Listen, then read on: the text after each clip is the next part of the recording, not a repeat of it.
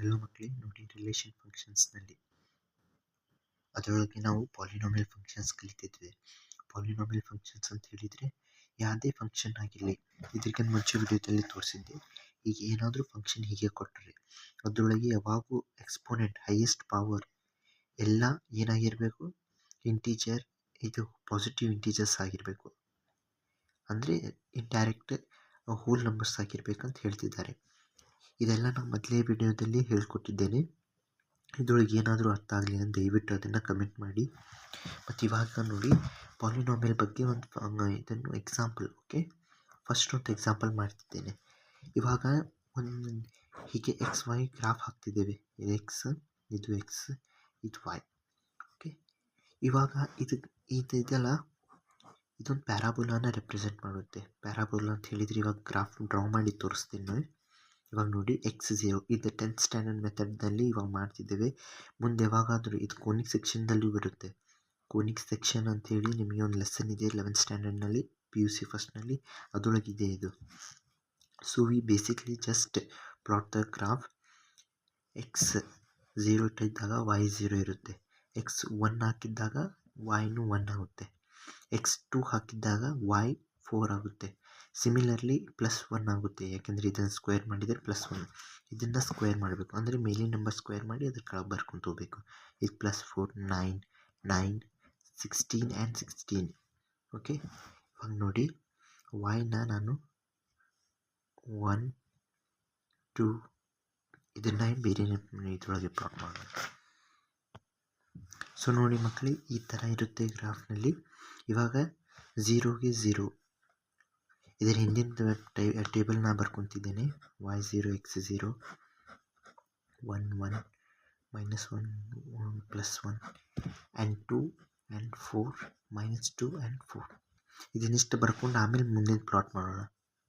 ಇವಾಗ ಇಲ್ಲಿ 0ಗೆ 0 ಬರುತ್ತೆ. ಈ ನಂಬರ್ಸ್ನ ಇಲ್ಲಿ ಪ್ಲಾಟ್ ಮಾಡಿದ್ದೀನಿ. 0 0 1ಗೆ 1 -1ಗೆ 1 ಆಗುತ್ತೆ, 2ಗೆ 4. So here it comes and here it comes 4. 3ಗೆ 9 ಬರುತ್ತೆ ಇಲ್ಲಿ. ಇದೇ ರೀತಿಯಲ್ಲಿ 3ಗೆ ಅಪ್ರಾಕ್ಸಿಮೇಟ್ ಇಲ್ಲೆಲ್ಲೂ ಬರುತ್ತೆ. ಸೊ ಗ್ರಾಫ್ನ ಯಾವಾಗೂ ಇತ್ತಲ್ಲ, ಫಸ್ಟ್ ಆಫ್ ಆಲ್ ಎಕ್ಸ್ ಅಲ್ಲ, ಇದು x², y = x². So it will basically ಹೀಗೆ ಬರುತ್ತೆ. ಸ್ಕೇಲ್ನಲ್ಲಿ ಅದನ್ನು ಕರೆಕ್ಟಾಗಿ ಎಕ್ಸಾಕ್ಟಾಗಿ ಹೀಗೆ ಪ್ಲಾಟ್ ಮಾಡಬೇಡಿ.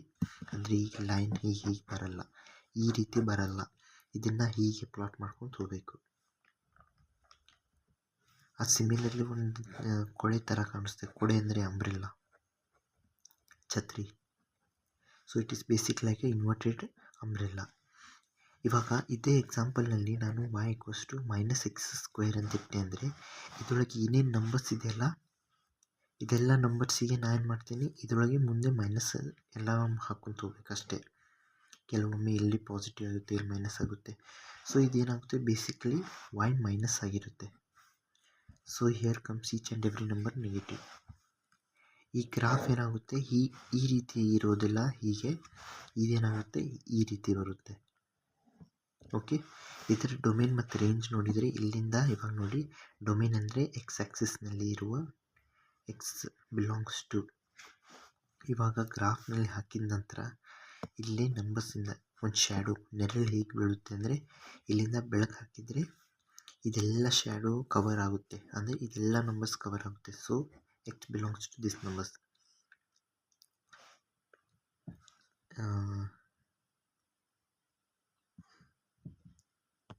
ಸೊ ನೋಡಿ ಮಕ್ಕಳಿಗೆ, ಡೊಮೇನ್ ಯಾವಾಗ ಹೋಯ್ತಲ್ಲ, ಎಕ್ಸಿಂದ ಇಲ್ಲಿ ಈ ನೆಗೆಟಿವ್ ಪಾರ್ಟ್ ಮತ್ತು ಪಾಸಿಟಿವ್ ಪಾರ್ಟ್ ಎರಡು ಕವರ್ ಮಾಡುತ್ತೆ. ರೇಂಜ್ನಲ್ಲಿ ನೀವು ಇಲ್ಲಿಂದ ಬೆಳಕು ಹಾಕಿದ್ದಾಗ ಇದೇನಾಗುತ್ತೆ, ಬೆಳಕು ಬಿದ್ದಾಗ ಇಲ್ಲಿ 0ಇಂದ ಸ್ಟಾರ್ಟ್ ಆಗಿ ಇನ್ಫೈನೈಟ್ ಮಟ್ಟ ಹೋಗುತ್ತೆ. ಅಂದರೆ y belongs to 0 to infinite. ಇವಾಗ 0ನ ಇನ್ಕ್ಲೂಡ್ ಮಾಡಬೇಕು, ಏಕೆಂದರೆ ಇಲ್ಲಿಂದ ಪಾಸ್ ಆಗ್ತಿದೆ ಗ್ರಾಫ್. ಸೊ ಇಲ್ಲಿ ಸ್ಕ್ವೇರ್ ಬ್ರ್ಯಾಕೆಟ್ ಬರುತ್ತೆ, ಹೀಗೆ ಬರುತ್ತೆ. ಓಕೆ, ಸಿಮಿಲರ್ ಮ್ಯಾನರ್ ಇಲ್ಲಿ ಏನಾಗುತ್ತೆ, ಡೊಮೇನ್ ಏನಾಗುತ್ತೆ, x ಬಿಲಾಂಗ್ಸ್ ಟು r ಆಗುತ್ತೆ. ಯಾಕಂದರೆ ಇಲ್ಲಿಂದ ಬೆಳಕು ಹಾಕಬೇಕು, ಇಲ್ಲಿಂದ ಬೆಳಕು ಹಾಕಿದಾಗ ಏನಾಗುತ್ತೆ, ಇದೆಲ್ಲ ಏರಿಯಾ ಕವರ್ ಆಗುತ್ತೆ. ಓಕೆ, ಇವಾಗ ರೇಂಜ್ ರೇಂಜ್ ನೋಡಿ ಇದರೊಳಗೆ ರಿವರ್ಸ್ ಆಗುತ್ತೆ, ಅಂದರೆ -ಇನ್ಫಿನಿಟಿಯಿಂದ 0 ಮಟ್ಟ. ಓಕೆ, ಇದನ್ನೇನಾದರೂ ಅರ್ಥ ಆಗಲಿಲ್ಲ ಅಂದರೆ ದಯವಿಟ್ಟು ಕಮೆಂಟ್ ಮಾಡಿ, ಮತ್ತು ಚಾನಲ್ನ ಸಬ್ಸ್ಕ್ರೈಬ್ ಮಾಡಿ, ಮತ್ತು ವಿಡಿಯೋನ ಲೈಕ್ ಮಾಡಿ. Thanks for watching.